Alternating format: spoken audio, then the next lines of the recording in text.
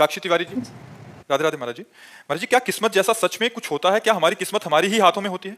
तुम्हारे हाथों में नहीं होती, विधाता के हाथों में होती है। तुम्हारे हाथ में तो बदल देना भी, लेकिन नहीं। अवश्य में वो भोक्तव्यम कृतम कर्म शुभाशुभम। तुमसे जो पाप कर्म बने उनका भोग भोगो, जो पुण्य कर्म बने उनका भोग भोगो, और जो भजन कर रहे हो इससे भगवान की प्राप्ति होगी। नहीं, बड़े बड़े महात्मा जन आई हुई जो प्रारब्ध की मार है उससे बचा लेते, कोई ऐसा नहीं। सुनो भरत, भावी प्रबल बिलख कहो मुनिनाथ। मुनि नहीं, मुनिनाथ वशिष्ठ जी, जो नई सृष्टि रच सकते हैं।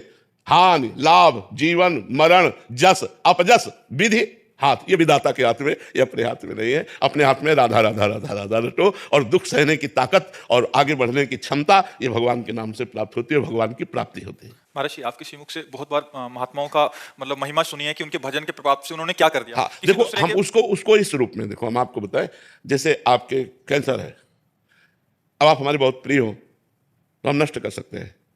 कैसे नष्ट कर सकते हैं? कि कैंसर की पीड़ा हमने ले ली, तुम जान नहीं पाए, अब हमारे फोड़ा हुआ, अब वो साल भर दर्द करता रहा, भीषण पीड़ा रही, वो तुम्हारे पूरे जीवन के कैंसर का कष्ट भोग लिए, पता नहीं चला, ना आपको पता चला, ना समाज को पता चला, और आपको लगा बाबा के जादूगरी ने ठीक कर दिया। असलियत में जो संत जन किए वो ये किए, बकाया इस पर तुम्हें विश्वास ही नहीं कि छू, और ऐसे ये सब बातें। अवश्य में जो भगवान ने कहा है, हम आपको सच्ची बात कहते हैं, किसी की क्षमता नहीं है।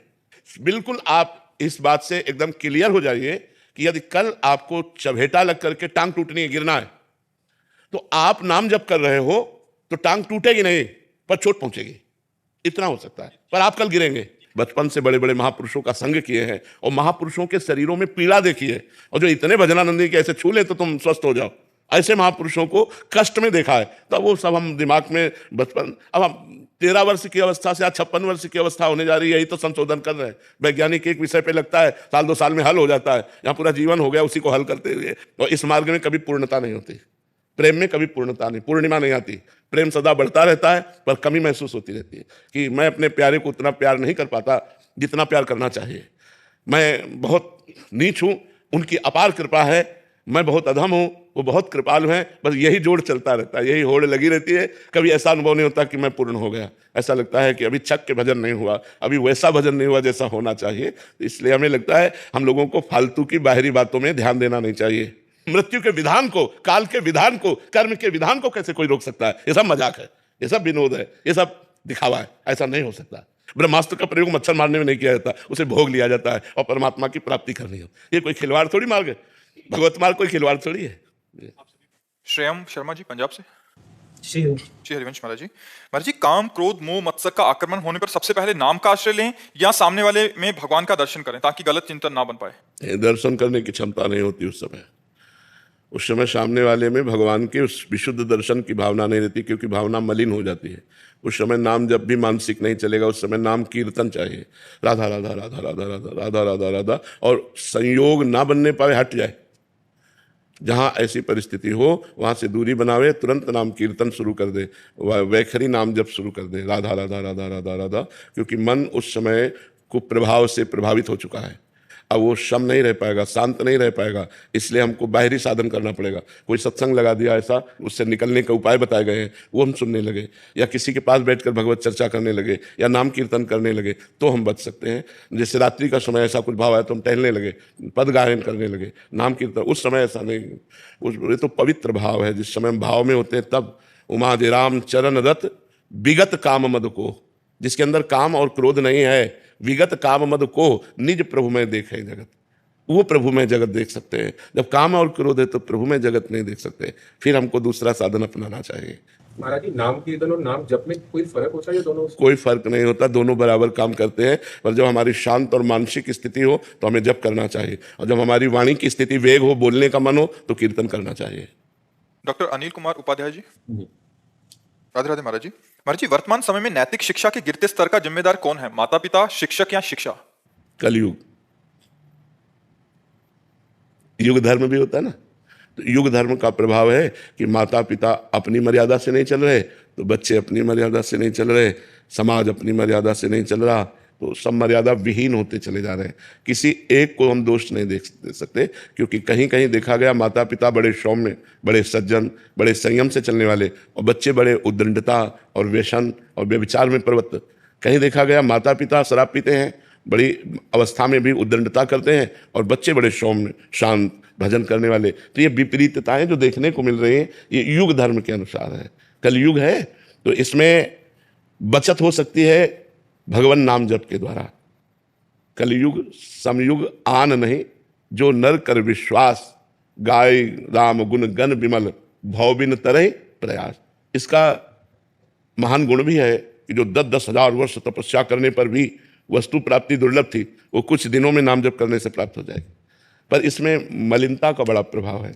कलयुग के जैसे स्थान है मदिरा पीना, उसके दिमाग में, उसके घर में कलयुग का तांडव होगा। द्यूत कीड़ा, गेम, जुआ, परिस्त्री गमन, हिंसा, मांस खाना, झूठ बोलना, चोरी करना, स्वर्ण की चोरी करना मतलब संपत्ति की चोरी, इनमें कलयुग का साक्षात वास है। और ये प्रायः हर व्यक्ति और हर परिवार में इनका प्रवेश हो चुका है। झूठ का तो प्रवेश हो चुका है, छल कपट का प्रवेश हो चुका है। ऐसा कोई बिरला ही होगा जो ये बोले कि हम झूठ नहीं बोलते। वो बोले हम अभी तो बाहर हैं, जब पापा के पास जाएंगे तो आपको बात करवा देंगे। झूठ बोल रहा, ये मोबाइल पास है तो मुझे लगता है झूठ बोल, और जहां झूठ बोला वहां कलयुग का प्रभाव आ जाएगा। देखो, जिन्होंने गर्भ में भगवान का साक्षात्कार किया था, महाराज परीक्षित, जब अश्वत्थामा ने ब्रह्मास्त्र संधान किया तो उत्तरा के गर्भ में महाराज परीक्षित थे। उस गर्भस्थ शिशु की रक्षा के लिए भगवान श्री कृष्ण ने सुदर्शन चक्र सहित गर्भ में अपने को प्रकट किया और ब्रह्मास्त्र से रक्षा की। तो उसी समय परीक्षित ने भगवान के दर्शन किए थे गर्भ के समय, और उनकी भी खोपड़ी पे सवार हो गया और समीक ऋषि के गले में मरा हुआ सर्प को डाल दिए। तो संगी ऋषि ने उनको शाप दे दिया कि आज के 7वें दिन तक्षक सर्प तुझे काटेगा। तो जो भगवत साक्षात्कार किए हुए महापुरुष हैं, उनसे जरा सी चूक बन जाए तो उनकी खोपड़ी पे कलयुग सवार हो जाता है। तो यहाँ तो चूक है, खान पान में चूक, हर अपवित्रता। कौन आचमन करके शुद्ध रहता? समोसा खाया मुंह पोछा चल दिया? नहीं, लघुशंका करके हाथ धोना, पैर धोना, आचमन करना कौन कर रहा है? कौन कर रहा है? अरे समझ करके नहीं कर रहे तो लघुशंका की तो बात जाने दो। मतलब अपवित्रता, मिथ्या भाषण, छल कपट, बनावटी, ये चीजें बढ़ रही हैं। युग धर्म का प्रभाव है कि आज के 40 वर्ष पहले हमने कहीं बॉयफ्रेंड गर्लफ्रेंड नहीं सुना, ये लिव इन रिलेशन आदि ऐसे संबंध कहीं नहीं सुने गए। बड़ा पवित्र भाव रहता कि जब तक पानी ग्रहण नहीं होता तब तक सब ब्रह्मचर्य धारण करने की चेष्टा करते, और जिससे पानी ग्रहण हुआ उस पत्नी को अपने प्राणों से भी अधिक प्यार करना, उस पति को अपने परमेश्वर के स्थान पर रख देना, ये हमारे सनातन धर्म की मर्यादा रही है। ये हमारा जो भारत है वो ये पवित्र देश है जहाँ पत्नी को प्राण प्रिय अर्धांगिनी माना गया और पति को परमेश्वर के स्थान पर रख दिया गया, और माता पिता को तो साक्षात भगवान माना गया। मातृ देवो भव, पितृ देवो भव। अब कहाँ है? मैं 15 वर्षों से निःशुल्क पढ़ा रहा हूँ और मैं अपने 800 बच्चों की तरफ से आपको प्रणाम करता हूँ। महाराज जी, एक प्रश्न और है कि जब हम ये काम करते हैं और करते करते थकते भी हैं, जब मन बड़ा विद्वल हो जाता है तो फिर ऐसा लगता है इसको छोड़ दें। लेकिन जब वो माएँ आती हैं, जब वो उनके पेरेंट्स आते हैं, उनको देख करके लगता है कि चलो हम धक्का खाएंगे लेकिन इनके बच्चों को पढ़ाएं। अपने कर्तव्य का धर्म पूर्वक पालन करने वाले को ये जो निराशा प्राप्त होती है वो भगवान का आश्रय दृढ़ न होने के कारण।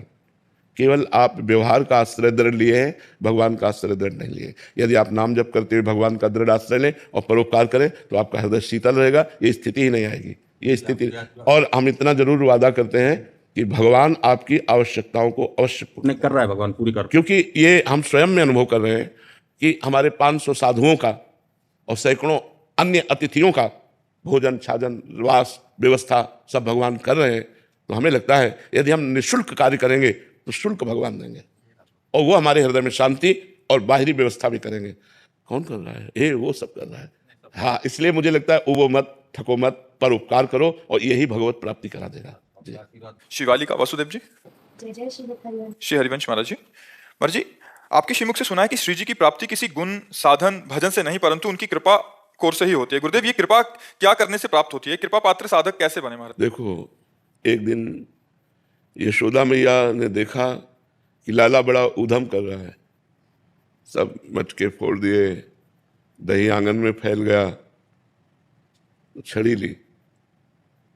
तो प्रभु भयचकित नेत्रों से आंसू बहाने का स्वांग कर रहे हैं, भयभीत हो गए। मैया ने सोचा भयभीत हो गया, इसको बांध देना चाहिए। तो बांधने के लिए लाला को पकड़ने के लिए दौड़ी, लाला भगा, पीछे देखते जा रहे हैं भगवान माता को, और भगवान भाग रहे हैं, पकड़ में नहीं आ रहे हैं। श्री सुखदेव जी कहते हैं महाराज परीक्षित जी से, ये वो भगवान है जो बड़े बड़े योगियों के पवित्र किए हुए हृदय में भी ध्यान में नहीं आते। हरिवंश महाप्रभु कहते हैं, मुनि मन ध्यान धरत नहीं पावत, करत विनोद संग बालक भट।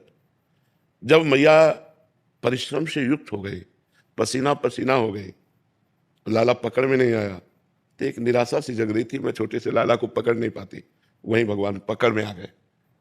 खास बात देख रही है, जब हमारा परिश्रम, जब हमारी व्याकुलता, जब हमारा विरह भगवान देखते हैं तो पकड़ में आ जाते हैं। पकड़ में कैसे आए? मैया की पकड़ में नहीं आए, कृपा से पकड़ में आए। पर वो जो भागना था, वो जो पसीना पसीना हो जाना था, उसी ने कृपा करवाई भगवान से। तो हमारा रात दिन भजन करना, प्रभु के लिए रोना, प्रभु की कथाएं सुनना, प्रभु का नाम कीर्तन करना, प्रभु के सामने नाचना, ये प्रभु की कृपा का वर्ण करना है। उससे नहीं मिलेंगे प्रभु, लेकिन उससे प्रभु कृपा करेंगे, और उसी कृपा से हमें भगवत साक्षात्कार होता है। तो साधन कृपा का पक्ष बना, और कृपा भगवान का अनुभव कराई। किसका प्रश्न था? समझ में आई बात? हाँ, भगवान कृपा से मिलते हैं, श्री जी कृपा से मिलते हैं, पर वो कृपा साधना से अनुभव में आती है। अगर साधन ना हो तो सबको भगवत साक्षात्कार हो जाए, लेकिन साधन करने वाले को ही भगवत साक्षात्कार होता है। ये बात समझ लीजिए। महाराज जी, जो अपने गुरुदेव की सानिध्य है, वो भी उसी कृपा से मिलता है। हाँ, गुरु का सानिध्य, धाम का सानिध्य, भगवत सेवा, भगवान नाम जप, ये सब कृपा से। जिस पर कृष्ण की कृपा नहीं है वो एक बार भी कृष्ण नहीं बोल सकता। जिस पर राधा जी की कृपा नहीं है वो एक बार भी राधा नहीं बोल सकता। जय कृष्ण तेई नाम, बंगाली सिद्ध महापुरुषों ने अनुभव किया, जय कृष्ण तेई नाम। जो कृष्ण है वो साक्षात कृष्ण नाम से विराजमान है। यदि हम कृष्ण कृष्ण राधा राधा बोल रहे हैं तो हमारी जिह्वा पे जुगल सरकार विराजमान है, राधा कृष्ण विराजमान है साक्षात नाम रूप से। तो हमें चाहिए कि गुरु की कृपा, नाम जप, नाम कीर्तन, भगवत कथा लीला, ये सब कृपा से मिला है, ऐसा अनुभव करे, अहंकार ना करे, नहीं तो फिर साधन में विलंब हो जाएगा, साधन में विघ्न पड़ जाएगा। अहंकार से भगवान दूरी रहते हैं और दैन्यता से भगवान गले लगा लेते हैं।